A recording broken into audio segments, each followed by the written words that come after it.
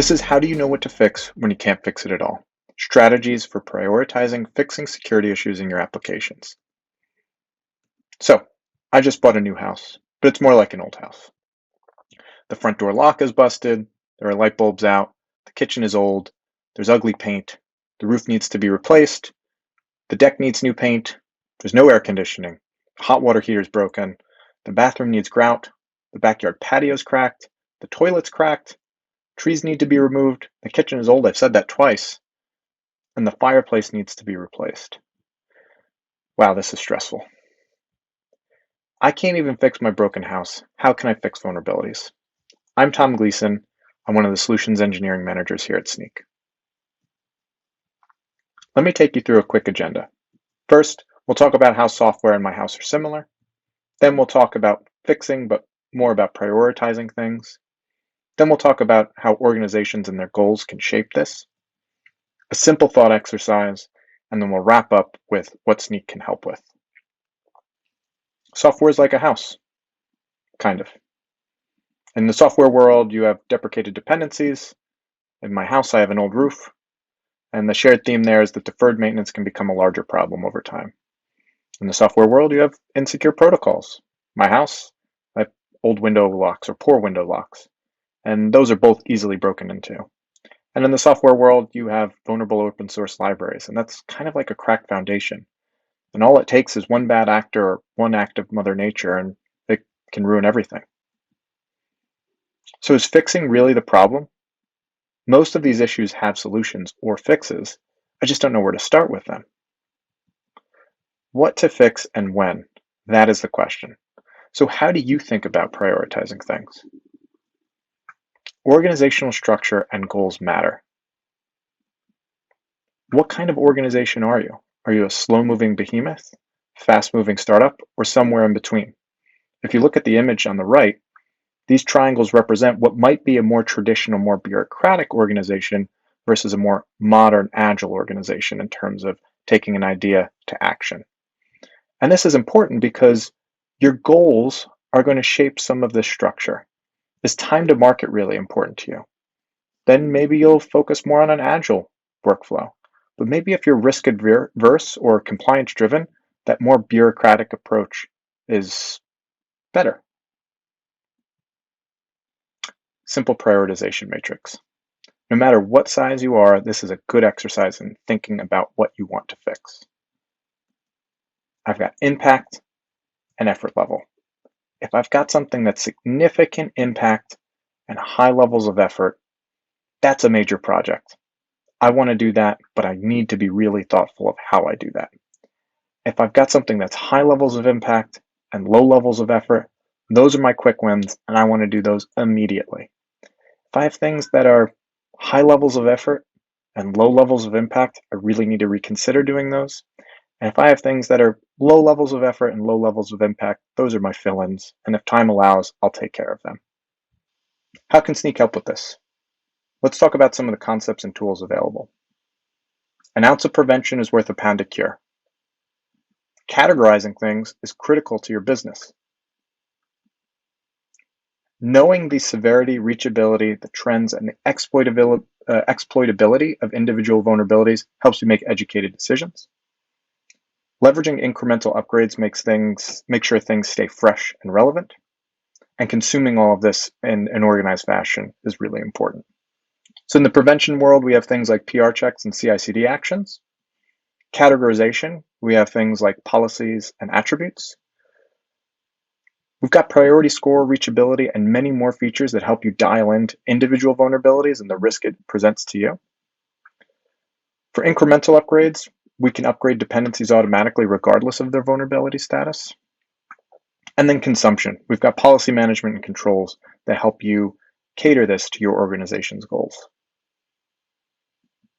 So let's talk about prevention.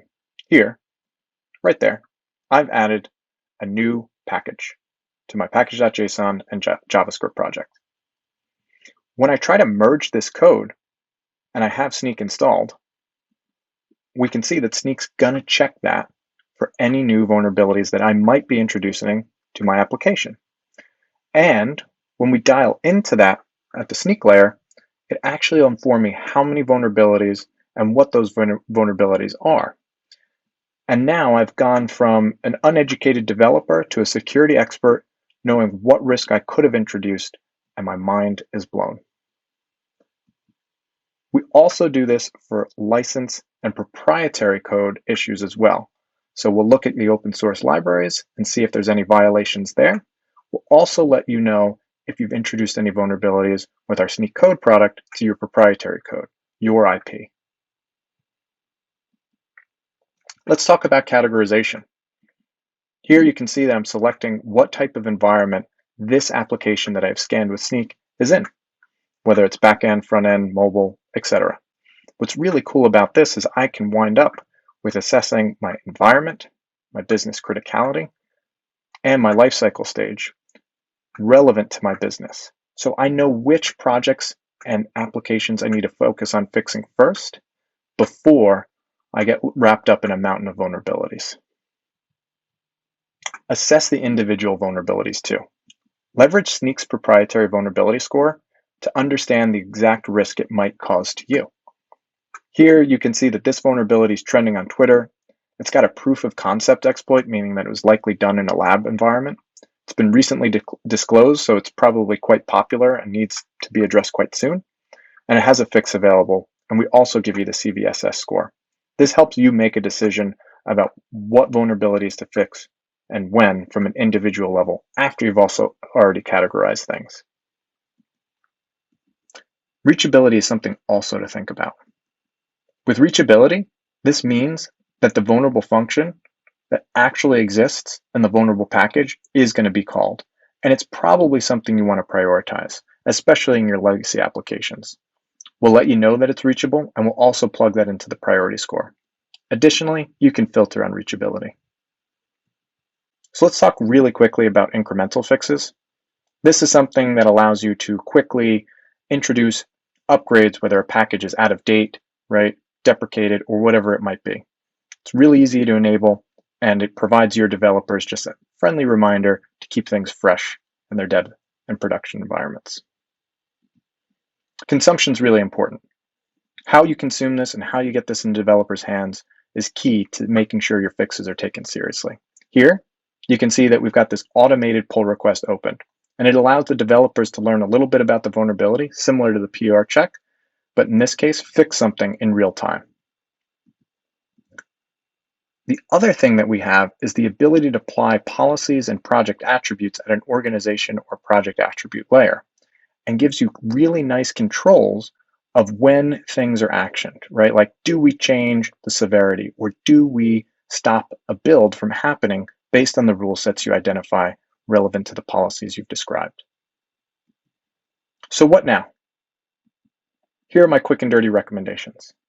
Know thyself before you fix your stuff. Nothing's more important than trying to figure out what your organization's goals are, what's critical to your business in terms of software, before you start thinking about fixing things. Get that stuff sorted, and then you'll be more successful in your fix mission. Only you can prevent vulnerable code. Prevention is awesome. Take it seriously. That might be the first thing you want to tackle when thinking about a fix strategy.